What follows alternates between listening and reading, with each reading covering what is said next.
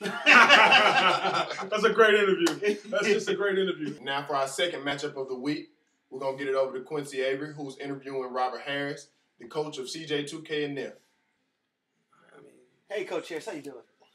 Pleasure to be out here today at your facilities. I just, you got a big matchup this week. We're trying to see how you guys feel about this. Well, Quincy, I'm glad you came out, first of all. I mean, we're really focused. We're ready to go. We've won 3 in a row. We're just really trying to prove ourselves in our division. East Division's tough. I mean, we got 2 teams, 5-1, but we're 4-2. Mm-hmm. We're trying to get to the top of the division. I mean, we really feel like these teams don't want to come out on the East Coast, I-95 to play us, first of all. I mean, as you can see from last week, as a division, we went 4-1, okay? I don't think these guys want to see us. The only team that lost was Houston Hustlers. I mean, those guys. Yeah, he's expecting to lose. He's expected to lose every week. I mean, what can you say? So actually, I think Charlie Sheenan had a bye last week. So I mean, he thinks he's doing well. He wants to be in the power rankings. Yeah, I'm calling you out, Charlie Sheenan. I think you're baloney as well. I pretty much think everybody in that division is baloney, including Hendall Susie Smaker. So you know what I got for that guy this week? You know, I got our team in the pregame speech. We're gonna have a little powder for him. All right, we're gonna have a little baby powder. We're gonna smack the Smith out of you guys next week. So you guys get ready. All right, you don't want to see us. Hey, I-95, we're coming. CJ2K is coming back this week. He had a great week of practice after a bye week. These guys, they fierce, man. We got running backs on deck. You know, now we got Roddy White. We got all these guys. I don't care anything about the time, all right? I want you guys to understand and know, all right? CJ2K and them are here to stay. We'll see you guys next week. I think you're coming out. Appreciate it. Hey, we're back. We got Carlos King going out to interview Hen Dog and the Susie Smackers from Eugene, Oregon at the official headquarters. Thank you, Quincy. Henry. Big game this week. Big game. You got a quality opponent and coach, Robert Harris, with CJ2K and them. What do you think about this week? How are you guys preparing? Well, you know, we're coming off our second loss in a row. And so we've been met with some adversity. And, you know, it's always been said that when you meet with adversity, it's always going to introduce you to you. Okay, so we're looking forward to sort of finding our identity, finding out who we really are this week, seeing if we can come back and bounce back from those 2 losses. We don't really give 2 shits about who Coach has over there. Okay, we're just going in with our mindset solely focused on one thing and one thing only, and that's getting the victory. We don't care about any division. We don't care about any of that. All we care about is lining up, smacking the spit out of the guy across from us, and coming home with a victory. Simple as that. It's totally understandable. Totally understandable. All right, man, that's a great response. Thank you for allowing us to come out to your headquarters out in Eugene. Again, sponsored by Nike. These guys are taking care of Hendall Susie Smackers. Over to you, Quincy. Keep this thing going. All right, guys, welcome back. We'll keep this thing rolling. We're going to finish up the show. Now, at this point in the show, we always do our GNC power rankings. Now, coming in at number 5, I mean, these rankings are really changing, guys. They're changing up every week, that's right. I mean, I think the cream is rising to the top, Pauls. And the Smiths going in the toilet, all right? Number 5, we got all aboard. He's dropping first to sugar to shit, huh? Yeah. Sugar in a matter to of shit. 2 weeks. I mean, pretty soon he's going to be out of this week. Who's all aboard have this week? Who's he's got January Juggernauts. You know, hey, he could be out of there real soon. Sugar to shit. And number 4, we got Hendall Susie Smackers. You know, you had a tough loss last week. You didn't really, you know, you put up a decent amount of points. Where were you last week? Number 3? Yeah, number 3. You just moved down 1 slot. You know, I would wish you good luck this week, but, you know, I don't think luck's going to help you out, brother. Fuck you. Number 3, yours truly, CJ2K and them. I mean, we're just slowly but surely moving to the top. Slowly but surely moving up to the top, guys. Number 2, all aboard. I mean, excuse me. No, sir. That train's out of here. Number 2, Tar Heel Blue. That's right. You know, they dropped.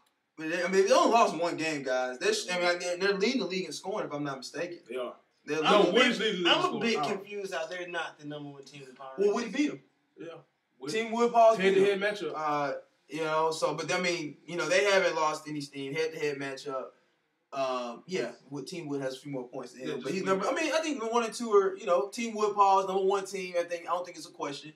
I think he had 6 votes this week. Yeah. Number 1, and Tar Heel Blue had 1. Yeah. So I mean, I think that's pretty much the best teams in the league. They're both 5-1. Yeah. So we'll see. I mean, it'll be sorted out real soon, guys. Definitely. Will be so that's for your GNC power rankings. Okay.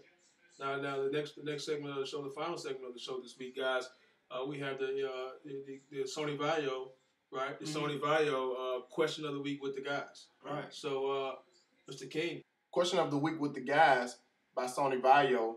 Our question this week is, what is the state of the league? What do you guys think? Where do you guys think we stand as a league as a whole? I mean, we got a few teams in the league that are playing well and playing as if they deserve to be in this league. And then we got some teams that seem to not even need a position in the league. Okay. I mean, I can start it off if you don't mind. No, I don't mind at all. I think at it holistically, this is our inaugural season. It's the first season we've gotten together as a group to put on this league, and we've got some rookies in this league. We got some veterans in this league, and the guys who you would expect to be in the bottom of the barrel are not. So I think it just goes to show you what you can really do in the draft if you have a little bit of common sense. I think just a wee bit about what you got going on. A couple of these teams in the league, they're really facing a lot of adversity. That adversity is perpetual. It's coming back every single week. They've been introduced to themselves. They realize there's some ditches, and they're going to have a rough time going forward. I'm not going to name those names. They should remain nameless. I think they're going to be mentioned a little bit later on in this segment. Okay. It's unfortunate that those guys will be mentioned in that way. But I think overall the state of the league is great. I like where we're going so far. I think we're heading into the second half of the season. We're going to come down to the wire. There's going to be a lot of great matchups, and the playoffs is going to be very hot and heavy. So that's just how I feel about the state of the league so far. Well, I'm going to be honest, guys. I joke around a lot about how the East is better than the West, but at the end of the day, guys, we have 8 out of 10 teams at 500 or better. There's a lot of parity in this league, and I think, just like you said, Henry, the state of the league, I think we're in a good place right now. I think week in, week out, you can lose any week. Except if you're playing the Houston Hustlers or Team League. Then you probably can't lose, okay? Other than that, I can't deny it. It's been confirmed up to this point. Yeah. That's true. So I can't deny that. But like I said, you were speaking on, trying to, predetermine how the league was going to shape out before the season. I'm pretty sure we had Tar Heel Blue in the preseason rankings. Didn't we have them at the bottom? Yeah. I think we had them at the bottom. And they're just you, every week solid. Team Wood Pauls. I don't think we have to keep talking about him every week. He gets all the publicity. He's showing us that he's very quality, and he's winning convincingly every week. I think every week he scored over 100 points every week, if I'm not mistaken. He's got 700 some odd points. It's only been 6 weeks. You do the math, that's over 100 a week. Yeah. That's very, very solid. And like I said, there's 4 teams, 3-3. You guys have 3 in your division. Yeah. Gabe, he's 3-3.